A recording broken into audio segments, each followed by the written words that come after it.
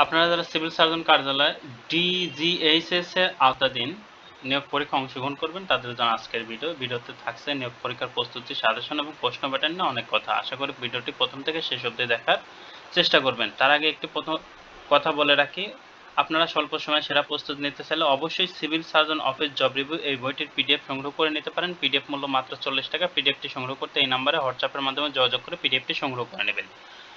কত মার্কের পরীক্ষা হয়? সাধারণত 80 মার্কের পরীক্ষা হয়। বাংলা 20, ইংরেজি 20, গণিত 20, সাধারণ জ্ঞান 20 মার্কের।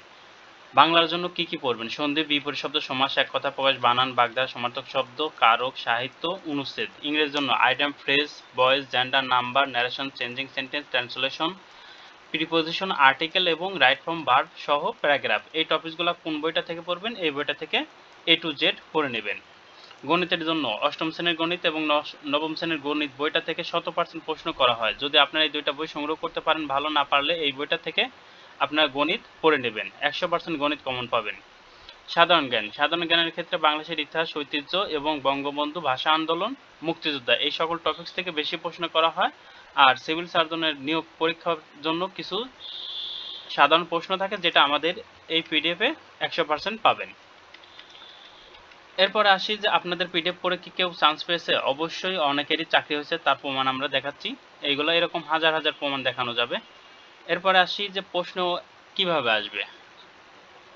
স্বাস্থ্য সহকারী, store keeper, computer operator, office সবের কাম কম্পিউটার অপারেটর, ড্রাইভার, স্টোর, অন্য যে পদগুলো আছে সবগুলো পদের জন্য একই প্যাটার্নের প্রশ্ন আসবে।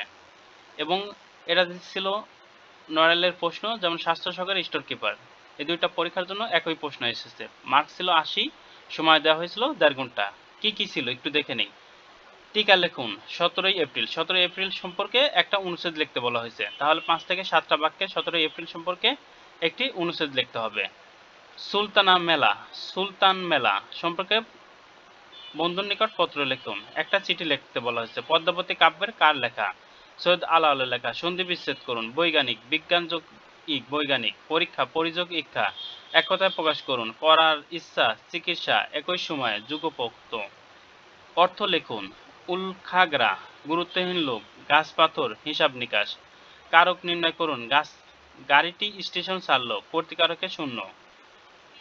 টাকায় কি না হয়? করণে সপ্তমী। বিপরীত শব্দ লিখুন।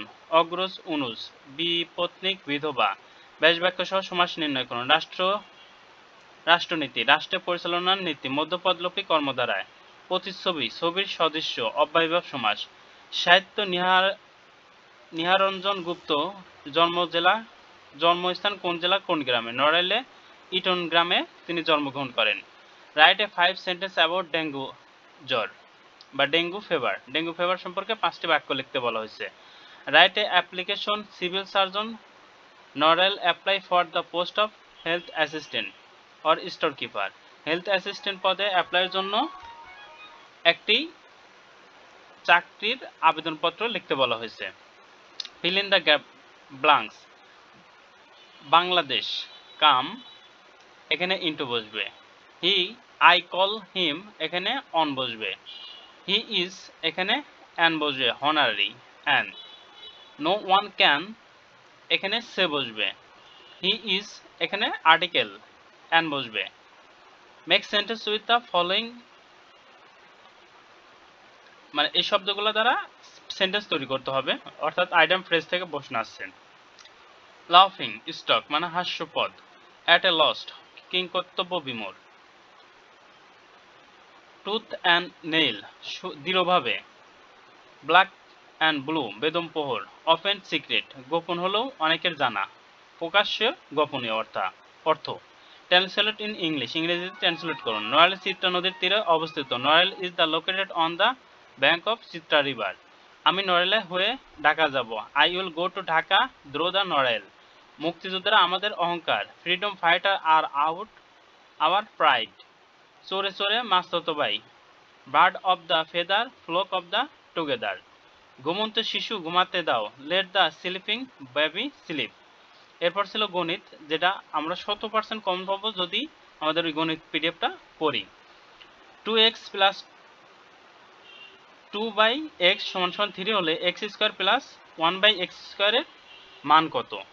আমরা ক্যালকুলেশন করলে মান পাবো 1/4। অবশ্যই ক্যালকুলেশন করে দিয়ে আসতে হবে, শুধু উত্তর লিখলে হবে না, সম্পূর্ণ গণিত করে দিয়ে আসতে হবে।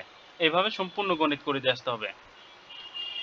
সাধারণ জ্ঞান, শেখ মুজিবুর রহমান কত সালে বঙ্গবন্ধু উপাধি পায়? 23শে ফেব্রুয়ারি 1969 সালে বঙ্গবন্ধু উপাধি পায়।